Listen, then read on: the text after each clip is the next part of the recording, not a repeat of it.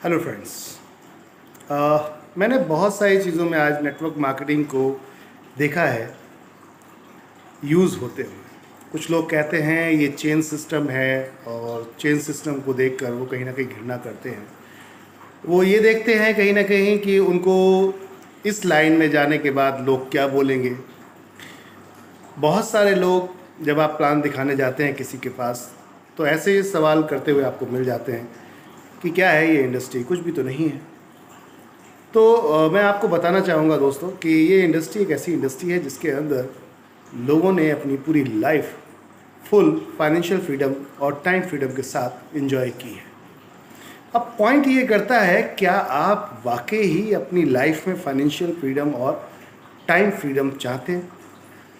अगर चाहते हैं तो एक बार इंडस्ट्री को समझने की ज़रूरत है।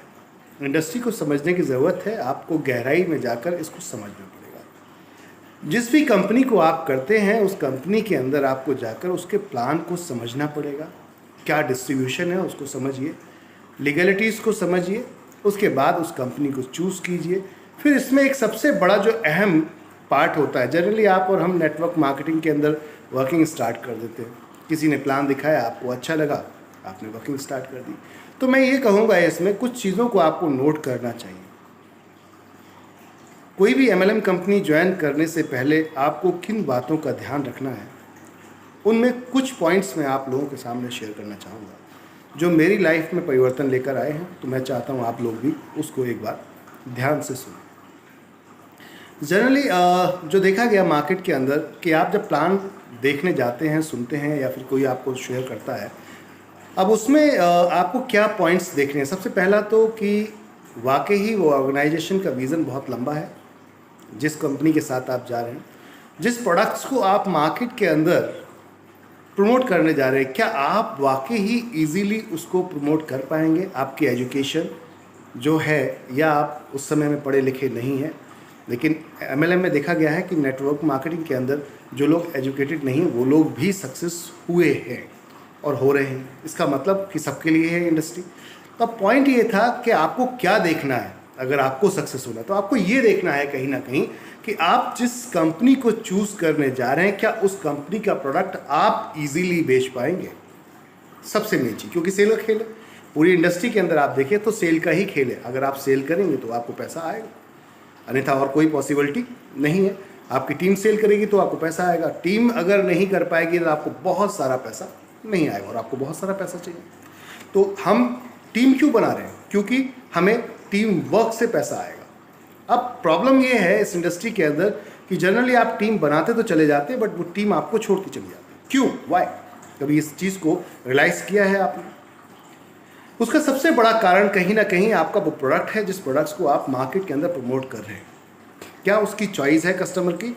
अगर चॉइस है तब तो समझ में आता है कि आपका वो प्रोडक्ट इजीली बिक जाएगा। अगर चॉइस नहीं है तो आपको ब्रीफ करना पड़ेगा उस प्रोडक्ट के बारे में, आपको पूरी ब्रीफिंग देनी पड़ेगी, उसको पूरा क्लियर करना पड़ेगा, उस प्रोडक्ट्स को डिटेल्स में बताना पड़ेगा, विस्तार में बताना पड़ेगा। माय डियर फ्रेंड, क्या हर व्यक्ति उतनी विस्तार तरीके से उस पूरी प्लान प्रेजेंटेशन को दे पाता है या प्रोडक्ट्स की डिटेल्स को बता पाता है?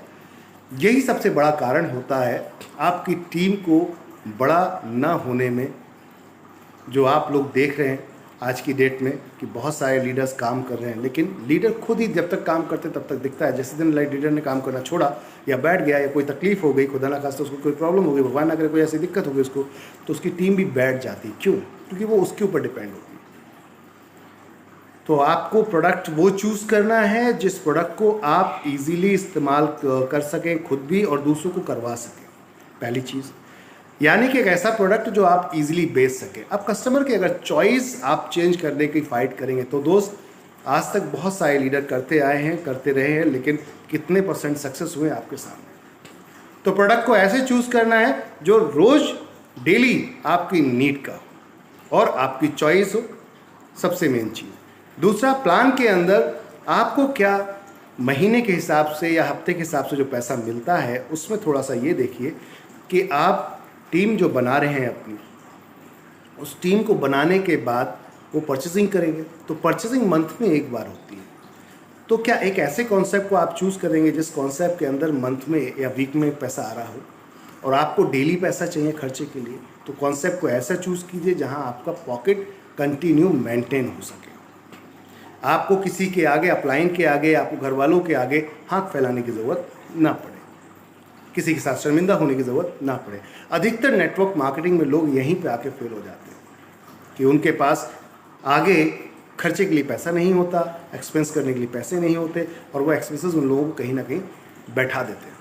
एक्साइटेड हैं, सब कुछ है, फुल टाइम देना चाहते हैं, लेकिन फाइनेंस उनको ये अलाउ नहीं कर रहा, उनका बैक का, उनका जो सपोर्ट है वो सब नहीं है, तो कैसे करेंगे। अधिकतर जो नेटवर्कर्स आते हैं इस इंडस्ट्री के अंदर, अधिकतर लोग जो आते हैं इस इंडस्ट्री के अंदर, वो लोग बिगर्स ड्रीमर्स होते हैं, बड़े सपने देखने वाले होते हैं, लेकिन बड़ी प्रॉब्लम ये होती है कि अधिकतर लोग मिडिल क्लास बिलोंग करते हैं। ऐसे में कहीं ना कहीं आपकी जो फाइनेंशियल परिस्थितियां हैं वो आपको आगे नहीं बढ़ने देना चाहती। तो आप कौन सा प्लान चूज़ कर रहे हैं, कौन सा प्रोडक्ट चूज़ कर रहे हैं, इन चीज़ों को ज़रूर ध्यान दीजिए।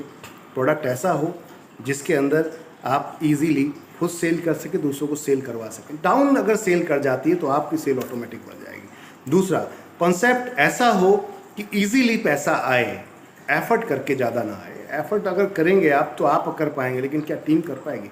तो ध्यान से जिस भी कॉन्सेप्ट को चूज़ करते हैं बड़ा ध्यान से सुनिएगा। इस कॉन्सेप्ट में अगर इसकी डिटेल्स में हम जाते हैं, नेटवर्क मार्केटिंग में तो बहुत सारी कंपनी चलती हैं।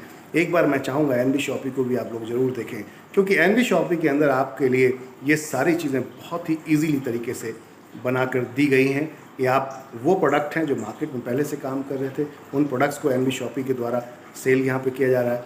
नेटवर्क पार्ट कंपनी न्यूट्रीवेदिका के नाम से चला रही है। तो अब पॉइंट्स की अगर हम बात करते हैं तो इन चीज़ों को समझते हैं थोड़ा सा कि दोनों को रिलेट किस तरीके से किया गया है। आप इस चीज़ को देखिए, क्या प्लान उनका बढ़िया है, क्या आपका वाकई डेली का पॉकेट आपको मैनेज कर सकते हैं, देन यू कैन स्टार्ट। आप किसी भी कंपनी को स्टार्ट कर सकते हैं माय डियर फ्रेंड। बस ध्यान रखिए, मेहनत वहाँ कीजिए जहाँ कम मेहनत में ज़्यादा पैसा आए।